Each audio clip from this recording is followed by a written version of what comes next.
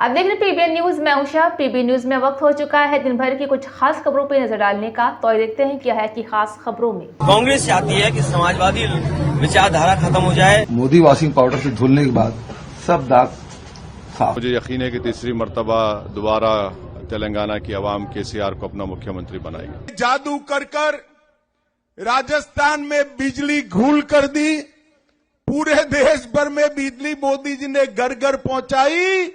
राष्ट्रीय अध्यक्ष अखिलेश यादव ने मध्य प्रदेश के निवाड़ी विधानसभा से समाजवादी पार्टी के प्रत्याशी श्रीमती मीरा दीपक यादव के समर्थन में ओरछा में जनसभा को संबोधित किया। उन्होंने कहा है कि हम समाजवादी लोग अपनी विचारधारा को खत्म नहीं कर सकते हैं।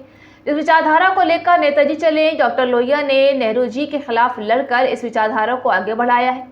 समाजवादी विचारधारा को हम खत्म नहीं होने देंगे। तो एहसास हो गया होगा कि सपा से गठबंधन करके राजनीति में किसी को बताने के लिए हम लोग राजनीति नहीं कर रहे हैं। हम लोग राजनीति में इसलिए हैं कि हमारी विचारधारा उनसे अलग है, लेकिन परिस्थितियों की वजह से हम कांग्रेस के साथ थे। लेकिन कांग्रेस को महसूस हुआ कि समाजवादियों की कोई जरूरत नहीं है, इसलिए हमें दूर कर दिया। हम समाजवादी लोग अपनी पार्टी को खत्म नहीं कर सकते। जिस विचारधारा को नेताजी लेकर के चले, डॉक्टर राम मनोहर लोहिया नेहरू जी के खिलाफ लड़कर के इस विचारधारा को आगे बढ़ाए हैं, तो उस विचारधारा को हम खत्म नहीं होने देंगे। कांग्रेस चाहती है कि समाजवादी विचारधारा खत्म हो जाए। हमारा संकल्प है कि समाजवादी विचारधारा को यहाँ और फैलाएंगे। उत्तर प्रदेश में नगर निगम की बैठक में अलीगढ़ का नाम बदलकर हरिगढ़ करने के प्रस्ताव को मंजूरी मिलने पर महापौर प्रशांत सिंघल ने कहा है कि कल बैठक में एक पार्षद संजय पंडित द्वारा एक प्रस्ताव अलीगढ़ को हरिगढ़ करने का रखा गया है, जिसको सर्वसम्मति से सभी पार्षदों ने पास करा दिया है। और मैं सबसे पहले पूरी देश की जनता को आने वाले त्यौहार दिवाली की बहुत बहुत बधाइयाँ देता हूँ।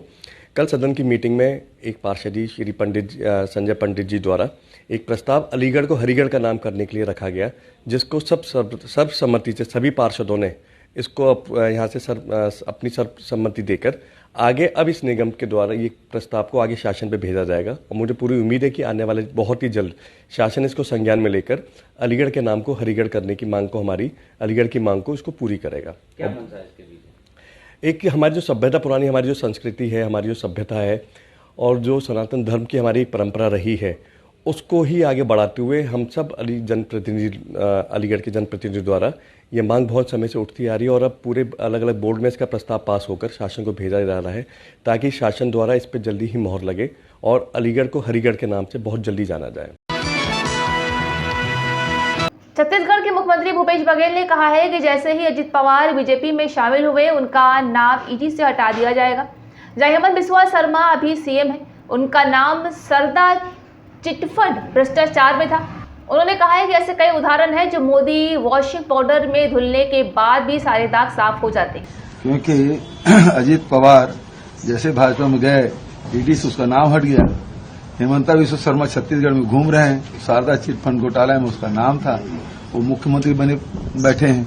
नारायण राणे, बहुत सारे नाम हैं जो भारतीय मतलब मोदी वॉशिंग पाउडर से धुलने के बाद सब दाग साफ हो जाते हैं। हैदराबाद में एआईएमआईएम प्रमुख असदुद्दीन ओवैसी का कहना है कि तेलंगाना में मजलिस के 9 उम्मीदवार आशीर्वाद से जीतना जा रहे हैं। मुझे विश्वास है कि तेलंगाना की जनता केसीआर को तीसरी बार सीएम बनाएगी, जहां पीएम मोदी ही बनाएंगे। एक बात बोले हैं कि स्टीयरिंग ओवैसी के हाथ में है और राहुल गांधी कहते हैं कि मैं बी टीम में हूँ। ये पेंडेंट डायलॉग है और 28 नवंबर तक यही कहेंगे। ऐसा है, वो बादशाह अकबर के भी 40 अनमोल रतन थे, तो ये 40 अनमोल रतन को उतारे हैं और कुछ होने वाला नहीं है। इंशाल्लाह यहाँ पर तेलंगाना में मंजलिस के जो 9 कैंडिडेट्स हैं वो इंशाल्लाह आवाम के दुआ से, वोट से कामयाब होंगे, एमएलए बनेंगे और मुझे यकीन है कि तीसरी मर्तबा दोबारा तेलंगाना की आवाम केसीआर को अपना मुख्यमंत्री बनाएगी। नहीं आ रहे हैं वो, अब आए तो एक ही बात बोलेंगे, स्टीयरिंग ओवैसी के हाथ में है, तो राहुल आकर बोलते हैं कि मैं बी टीम हूँ। ये 2 पेटेंट डायलॉग्स हैं और 28 नवंबर तक सिर्फ यही बोलते रहेंगे। दिखाने के लिए दोनों पार्टीज के पास कुछ नहीं है, क्योंकि 9.5 साल के अरसे में तेलंगाना में काफ़ी डेवलपमेंट हुआ है, प्रोग्रेस हुआ है, कम्युनल पीस मेंटेन हुआ है, किसानों को फायदा हुआ है। तो मुझे यकीन है कि यही चीज़ें हैं जो फ़ायदा पहुंचाएगी केसीआर को और उनको आगे तीसरी मर्तबा मौका मिलेगा।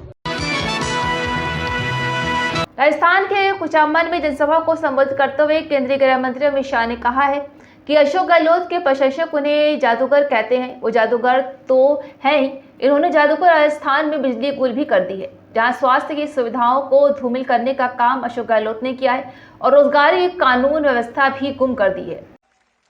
माताओं, भाइयों, बहनों, अशोक गहलोत जी को कांग्रेस के उनके प्रशंसक जादूगर कहते हैं।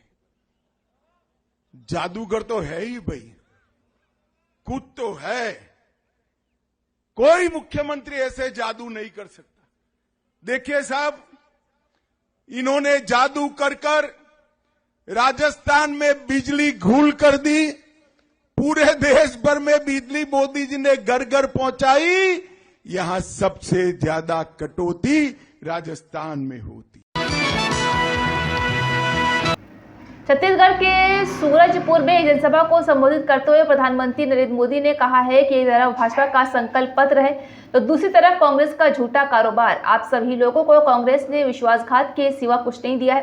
कांग्रेस ने छत्तीसगढ़ के युवाओं के सपने भी पूरे नहीं किए हैं। इन्होंने तो महादेव के नाम पर भ्रष्टाचार घोटाला किया है। जहां महादेव सट्टेबाजी घोटाले की चर्चा आज देश विदेश में हो रही है। कांग्रेस ने अपनी तिजोरी भरने के लिए आपके बच्चों से सट्टेबाजी करवाई है। एमपी के मन में मोदी क्यों है भाई? भाजपा क्यों है? ये कोई रहस्य की बात नहीं रह गई है। कांग्रेस ने केंद्र में हमारे यहां सेवा काल शुरू हुआ उसके पहले 10 साल तक जो सरकार चलाई उसमें उसने गरीब और मध्यम वर्ग को लूटने का ही काम किया था। लेकिन आपके सेवक मोदी ने करीब 10 साल जो सरकार चलाई है, आपकी सेवा में 10 साल पूरे लगन से समर्पित किए हैं। उसमें घोटाले बंद हुए हैं,